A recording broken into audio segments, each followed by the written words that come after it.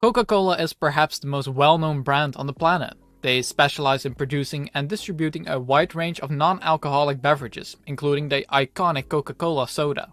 Their global presence, extensive marketing, and continuous innovation make them a leader in the beverage industry.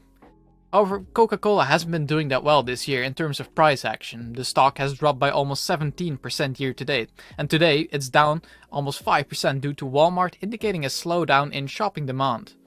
But if we look at the longer time frame, we can see that the stock has seen a gain of just over 14% in the last 5 years. This, however, still underperforms the major indices. Let's move over to QuantView, our stock insight tool, to get a broader insight into how Coca-Cola is performing. And as we can see here, the revenue has gone nowhere in the last 10 years, seeing just a tiny decrease in that area. Free cash flows, however, have been a tiny bit better, seeing a small increase over the last 10 years. The cash position of Coca-Cola has been shrinking throughout the year, while their debt position is increasing. This would be a red flag for many companies, but luckily Coca-Cola has a pretty low debt to EBITDA, well below our preferred ceiling of 3.5 times. And dividends are the main appeal for Coca-Cola investors, as most are looking for stable growing income. And they have certainly delivered on that area. Having grown their dividends for 60 years now, Coca-Cola has been able to crown themselves as a dividend king for over a decade. One thing that surprised me when doing research on this stock is the high return on invested capital that they have. This ratio has been above 10% for a very long period now, which is a very good sign. And ROIC is something we'll take a closer look at in the next segment of today's video. But before that, if you want to get access to the stock insight tool and all of the valuation models that we'll be using in this video, be sure to check out my Patreon link in the description, where you can get your hands on our valuation spreadsheets for as little as $3 a month.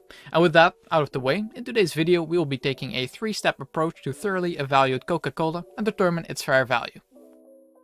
Step 1. Margin of safety. In this step, we'll be assessing Coca-Cola's key metrics and ratios to determine if we should be more or less cautious when determining a fair value. Here we'll delve into Coca-Cola's financial statement and assess critical metrics and ratios. In step 3, we will be using a combination of valuation models such as discounted cash flow and discounted dividend to gain insight into the value of the business. This step allows us to understand whether the stock is overvalued or undervalued in the current market based on different metrics. And then, in conclusion, by combining the findings from the 3 steps, we'll ultimately determine the fair value of Coca-Cola as an investment opportunity. To get to our final valuation, we'll be using a margin of safety. This margin of safety will be based on the financial ratios, the financial health, and the growth of the company. We'll be using a standard margin of safety of 25%. That can never go below 0%. The margin of safety can either increase or decrease based on the ratios that we'll be looking at in just a moment. And the severity that the margin of safety will increase or decrease by will be determined by using a scale.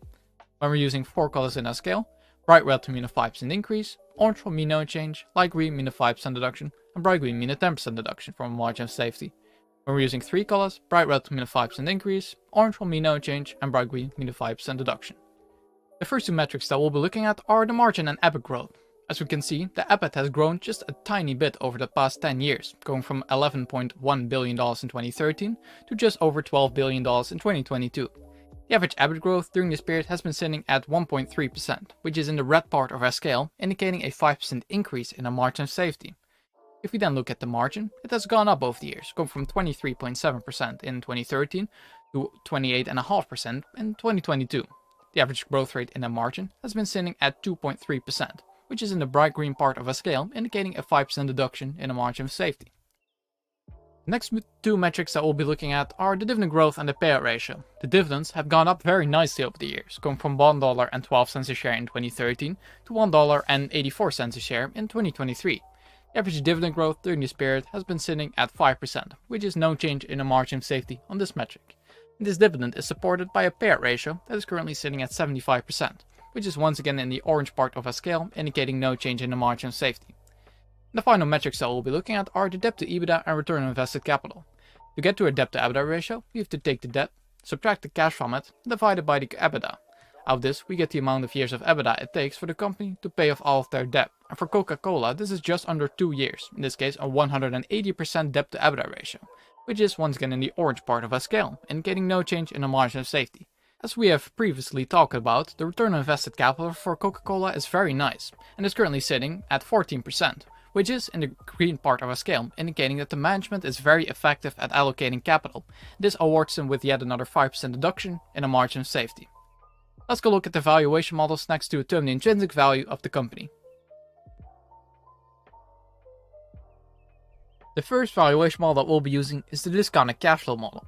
If imported free cash flow of Coca Cola come from 2015 to 2022.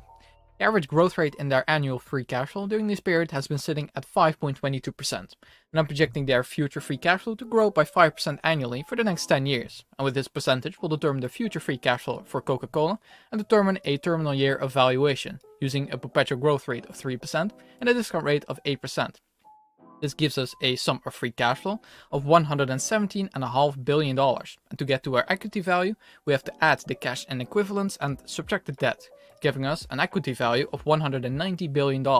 Dividing this by the amount of shares outstanding, we get a discounted cash flow price per share of just under $44, which is a downside of 16.1%.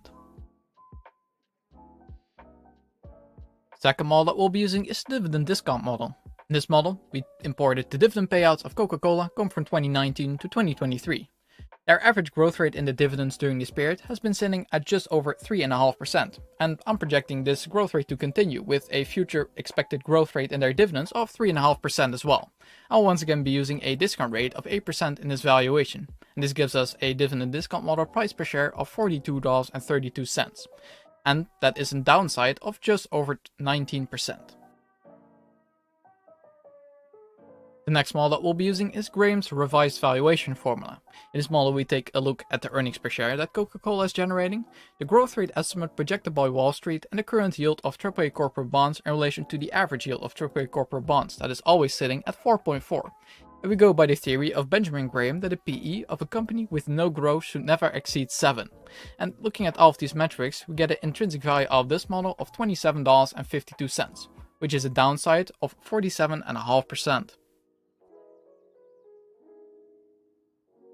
The fourth model that we'll be using is the multiple valuation. This model will be looking at similar companies to Coca-Cola, look at their stock price and their earnings per share. This way, we can determine the average PE multiple in the industry, which in this case is sitting at 30.64. And all that's left to do then to get our intrinsic value out of this model is to multiply by the earnings per share that Coca-Cola is generating, which is $2.42 a share. And multiplying this with the average PE multiple, we then get an intrinsic value of this model of $74.15, which is an upside of over 41%. And the last model that we'll be using is the mean reversion theory. In this model we go by the theory that a company will always trade above or below its mean. And the metric that we use to determine this are the dividend yield and the PE ratio. In this case, I've imported the dividend yield of the past 5 years, and on average it has been sitting at 3.12%, while the current yield is sitting at 3.35%, indicating that it's currently undervalued on this metric. Doing the same with the PE ratio, on average it has been sitting at 26.1, while the current PE ratio is sitting at 21.65, indicating that's once again undervalued on this metric as well. This gives us an intrinsic value of this model of $59.66, which is an upside of almost 14%.